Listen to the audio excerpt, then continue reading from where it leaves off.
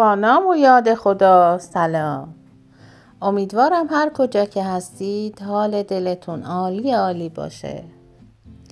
یکی بود یکی نبود. مردی یهودی یک خانه داشت. این خانه 4 در داشت که به کوچه باز می شد.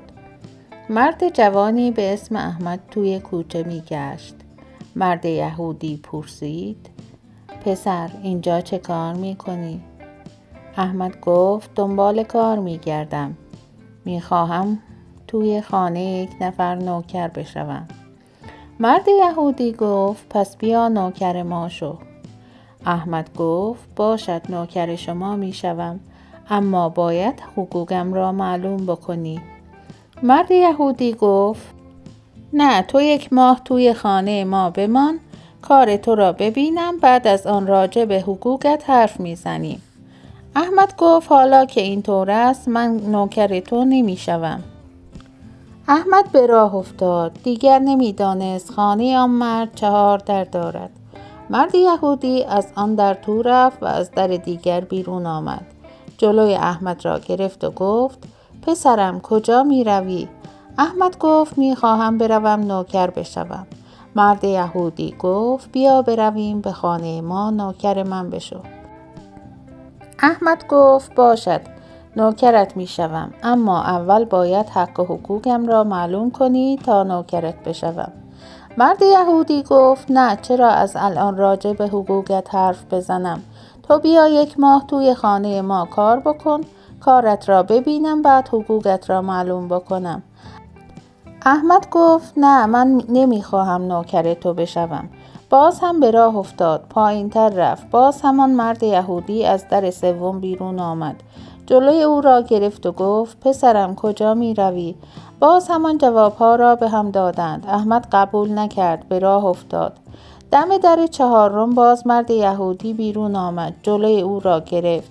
احمد که اینطور دید با خودش گفت: به جهنم، بگذار بروم نوکر این بابا بشوم، ببینم چطور می شود. رفت. گفت: بیا اول راجع به حق و حقوقم صحبت بکنیم. مرد یهودی گفت: قبل از آن من حرفی با تو دارم. از امروز اگر بخواهی پیش ما بمانی باید بدانی وقتی 1 ظرف ماست با چربی جلویت گذاشتم، همانطور هم باید از جلویت بردارم. نان درسته را جلویت گذاشتم، نباید 1 ذره هم از کنارش بکنی. صبح باید گاوها را بیرون ببری و زمینم را شخم بزنی. ضمناً سگم هر جا خوابید باید همانجا را شخم بزنی. در آخر هم اگر تو از من دلخور شدی، حق داری از پشت من کمی از نخاعم را جدا کنی. اگر من از دست تو دلخور شدم، حق دارم از پشتت کمی نخاع جدا کنم. احمد گفت: باشد، قبول دارم.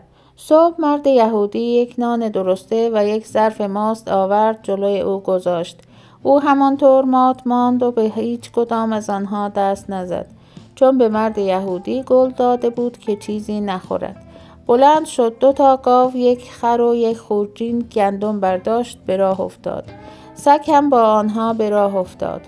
رفتند تا به داخل دره کنار ده سرازیر شدند. سگ از تپه بلندی بالا رفت و همانجا خوابید، اما پسر جوان نتوانست بالا برود و همانجا ماند. احمد شب با دست خالی به خانه برگشت و به مرد یهودی گفت: والا سگت جایی نخوابید که من بتوانم آنجا را شخم بزنم. سگت رفت بالای 1 تپه بلند، تپه‌ای که نه گاوها می توانستند بروند و نه خر. من نتوانستم آنجا گندم بپاشم، تمام گندم ها را هم برگرداندم. حالا هم می خواهم بروم. من نمی توانم نوکر تو بمانم. مرد یهودی گفت: می خواهی بروی؟ احمد گفت: بله. مرد یهودی گفت: بیا کمی از نخاعت را در بیاورم، بعد برو. مرد یهودی چاقویی آورد، کمی از نخاع احمد را در آورد و او را فرستاد رفت. احمد ضعف کرد و رفت توی خانه خودشان. توی رخت خواب افتاد و خوابید. برادرش از او پرسید: چه شده است؟ این چه حکایتی است؟ احمد به برادرش گفت: مردی مرا به نوکری گرفت، بعد به من گفت: ماست را با چربیش جلویت می گذارم، با چربیش هم باید آن را بردارم. سگم هر جا خوابید باید آنجا را شخم بزنی. شب هم که برمیگردی نباید دست خالی بیایی، بلکه باید روی خر را پر از هیزم بکنی و بیاوری. اگر من از تو دلخور بشوم یا تو از من دلخور بشوی، شرط می کنم که حق داریم کمی از نخاع دیگری را برداریم. من هم قبول کردم. روز قبل دیدم نمیتوانم آنجا کار کنم. او گفت من از تو دلخور شدم، باید کمی از نخاعت را جدا کنم. چاقو آورد، نخاع مرا برید و من به این روز افتادم. برادر او گفت پس من بلند شوم بروم نخاعت را پس بگیرم. احمد بیهوش و بیحال به حال مرگ توی رخت خواب افتاد. برادر او رفت تا جلوی خانه مرد یهودی رسید. مرد یهودی در را باز کرد. از او پرسید کجا می روی؟ اسمت چیست؟ پسر گفت می خواهم نوکر بشوم. اسمم محمد است. مرد یهودی گفت خب بیا نوکر من بشو. محمد گفت نه، اینطور که تو را می بینم فکر نمی کنم بتوانم نوکر تو بشوم. محمد در اول را رد شد و به در دوم رسید. باز مرد یهودی از در دوم بیرون آمد و پرسید برادر کجا می روی؟ محمد گفت می روم نوکر بشوم. مرد یهودی گفت بیا و نوکر من بشو. محمد گفت نه، تو موزرد هستی و من از موزردها خوشم نمی آید. پسر به راه افتاد. مرد یهودی در را بست و از در سوم جلوی او در آمد و پرسید کجا می روی؟ گفت می خواهم نوکر بشوم. مرد یهودی گفت بیا نوکر من بشو. محمد گفت فکر نمی کنم من و تو بتوانیم با هم بسازیم. من از موزردها خوشم نمی آید. تو هم موهایت و ابروهایت زرد است. مرد یهودی گفت حالا بیا برویم ببینم چطور می شود. آنقدر گفت که او را راضی کرد و به خانه برد. توی خانه به محمد گفت بیا قول و قرارمان را مشخص کنیم. محمد گفت چه قول و قراری؟ مرد یهودی گفت تو 1 ماه پیش من کار کن تا ببینم چطور کار می کنی. بعد حق و حقوقت را مشخص می کنم. محمد گفت نه، حق و حقوقم را همین حالا مشخص کن. اگر از کارم خوشت آمد فردا هم می مانم. اگر خوشت نیامد می روم. بزغاله مال تو، استخوانش مال من. مرد یهودی گفت باشد، بگذار صحبت کنیم. مرد یهودی شروع کرد به حرف زدن و گفت ماست را با چربیش جلویت می گذارم، با چربیش هم باید بردارم. نان را درسته می گذارم، درسته باید بردارم. ظرف غذا را پر جلویت می گذارم، پر هم باید بردارم. محمد گفت عیب ندارد، من خودم اینها را رعایت می کنم. حق و حقوقم را بگو. مرد یهودی گفت فردا صبح تو را برای شخم زدن می فرستم به بیابان. شب که برمیگردی باید 1 بار هیزم روی خر ببندی و بیاوری. محمد گفت روی چشمم، حقوقم را معلوم کن. مرد یهودی گفت باشد 20 تومان سر ماه به تو می دهم، اما به شرط اینکه هر کدام از دیگری دلخور شدیم حق داریم از پشت آن یکی نخاعش را در بیاوریم. تو از من دلخور شدی، تو در بیار. من اگر از دست تو دلخور شدم من در می آورم. محمد گفت عیب ندارد. فردا صبح مرد یهودی 1 ظرف ماست و 1 نان درسته جلوی محمد گذاشت. محمد از جیبش 1 چاقو درآورد. دور نان را درآورد، توی سینی گذاشت. ظرف ماست را از بغل سوراخ کرد، وسط نان را که برشته شده بود با ماست خورد و تمام کرد. بعد به مرد یهودی گفته بودی نان را درسته می خواهم، این هم نان درسته. گفته بودی ماست را با چربی می دهم، با چربی هم می خواهم. بیا این هم ماست، چربی رویش است. بعد گفت گاوها کجا هستند؟ نان مرا ببند توی باغچه، هر جا سگت خوابید من همانجا را شخم می زنم.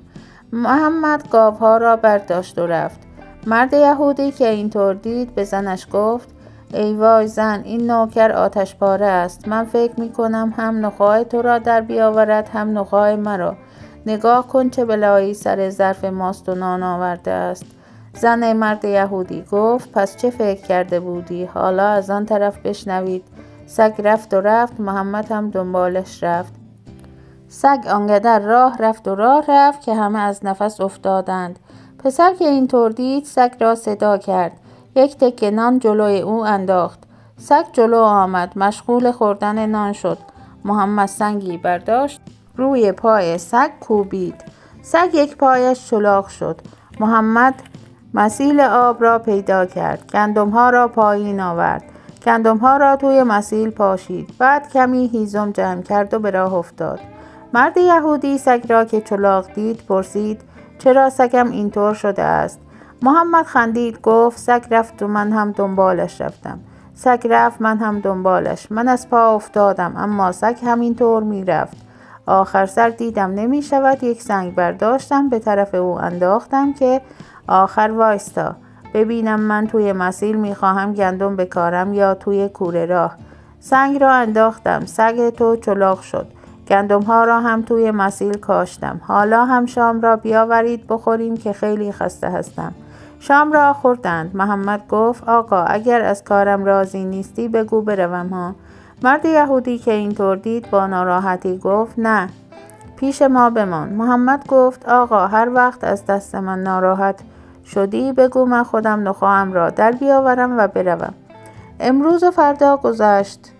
محمد آنقدر آنها را اذیت کرد که مرد و زن از دست او ذله شدند. یک روز محمد توی اتاق دیگر خوابیده بود. مرد یهودی به زنش گفت: زنش گفت: چیه؟ مرد گفت: بلند شو، طوری که این پسر نفهمد چند تا نان بپز، نانها را برداریم برویم کنار دریا.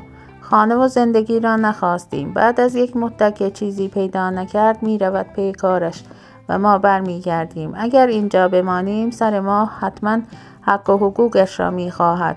زن بلند شد، چند تا نان با روغن خوب پخت.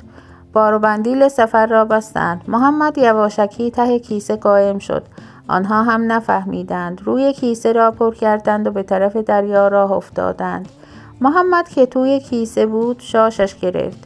همانجا شاشید. مرد یهودی به زنش گفت: زن، مثل این که به نانها خیلی روغن زده ای. نگاه کن، شر روغنشان دارد میریزد زمین.